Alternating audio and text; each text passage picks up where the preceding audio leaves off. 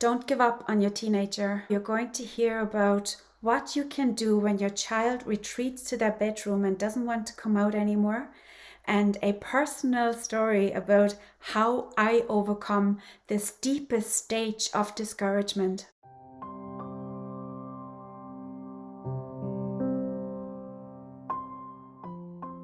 Last week I was with a group of teachers and I introduced this parenting approach, and I shared with them that we don't see children as misbehaving children, but that behind the misbehavior is a discouraged belief on how to achieve belonging. And I'm going to link a video up here where I share a little bit more about that deep need to belong.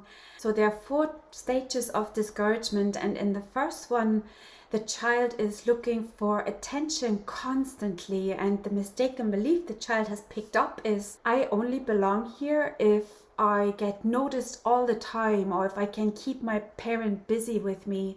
And in the second stage, the child is seeking power, and the child has this mistaken belief, I only belong here if I can be in control, or if I can be the boss, or maybe show the other that they can't boss me around. And then the next stage of discouragement is where a child believes that they don't belong at all, and that really hurts them. I am planning on filming a video about this third stage, which is called Seeking Revenge. And if you haven't already, then if you subscribe now, you will be notified of that video coming out and what we can do about this.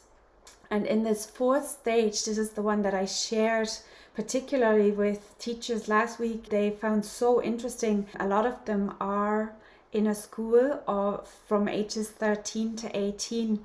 And that stage is where a child is so discouraged that they believe that they can't belong at all.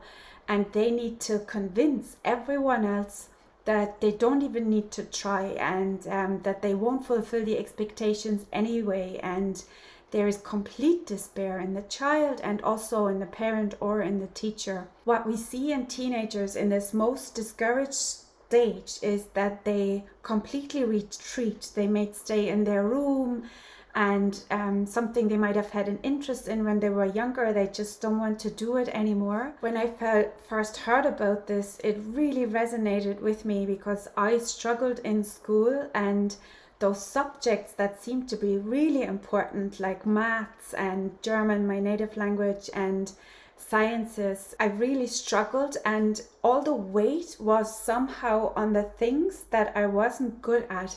But what I did love were foreign languages like Russian and French and English, and I also loved history. I wanted to figure out what happened in the past that led to a certain result, and then I wanted to think about ways how to find a different way to achieve a different result. If you're new to my channel, I am from Germany and I grew up there, went to school there, and the question in history was, of course, in Germany, how can we make sure that what happened at the start of the 20th century will never happen again? And this is only my personal beliefs, so take it if it resonates, but if you don't, just leave it where you heard it here. When the school system came in the 1870s in Germany, the carrot and stick method of being with children was really enforced, and in German it's called mit Zuckerbrot und Peitsche, and what that meant is, when they're good, you give them sugar-coated bread, and when they're bad, you crack the whip.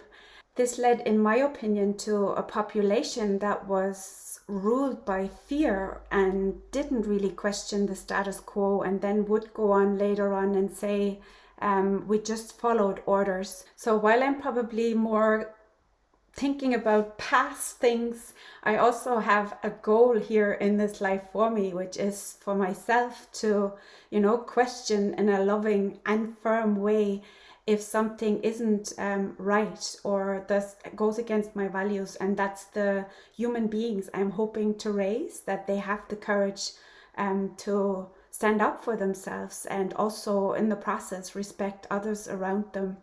So while planning for the future is of course needed and great, and we need to think about the future, but with this child who was really stuck in this discouragement, what I recommend and what's really helping me and others, you might be in a situation of real hardship where maybe you are in the process of a relationship ending, or you are in financial difficulties, or you might have lost someone you loved. Maybe you've been diagnosed with a condition, and what can happen in those situations is that we look to the future, but all we see is maybe doom and gloom. And it is a super rainy day here in Ireland with a weather warning. What I do in these situations when I'm discouraged, or I pick up that somebody is discouraged around me, is I actually do look to the past and show myself and the others what is it that I have already achieved. That's where I'm learning the only way of resilience and self-worth can come from, when we see how capable we have achieved something in the past, and that in this situation right now we will make it through it. So if I was a parent of my teenage self, what would help me in that situation would be if someone around me picked up on my interest in foreign languages and history, and then had faith in me that this was part of my way. And as it showed up, it did. I went to France after school, then I came to Ireland. I needed the foreign languages. My interest in history has helped me greatly to look at what different parenting styles during the decades have led to what result. And to say, so tell me more about what you're learning in history right now. What are you fascinated with, or what are you learning from that, or what is your passion about the French language, or whatever your child might be having some sort of interest in, or from having been a parent to them, that they enjoy or have a passion for one certain aspect. It mightn't be what you're interested in. It is a way of helping your child to see that they are good at the one thing, and to see some success in one area of their life, rather than believing, if I'm not good at all the other stuff, that I'm going to fail. And on that theme of feeling discouraged, and how we as parents can help our children to feel that belonging and that love. So the question that came up in my Effortless Flow membership this month was, why does your child deserve to be loved and to belong? And often it helps us as parents to zoom out a bit and ask those kind of the bigger picture questions, to not make it about the grades, or to create some distance between our child and their self-worth and the grades or the achievements in life that we believe they need to be happy. If this is something that resonates with you, and you would like to learn more about this, to, for example, how to identify that different stage of discouragement, I created a parenting training. I'm going to leave the link below, and at the moment it's my most affordable service, and module 2 is all about discovering that belief behind our child's behavior, because the thoughts, feelings lead to beliefs that then drive our decisions in life. The entire parenting training is all about helping our child to experience that belonging, so that they're then willing to change that belief, because we can never force anyone to change their beliefs. This parenting approach isn't about getting it right. It's to give your child continuous encouragement, just like a plant needs water, and so do you. To hear a little bit more about how much attention your child needs and when is it due and undue, I'm going to leave you a video here to watch next.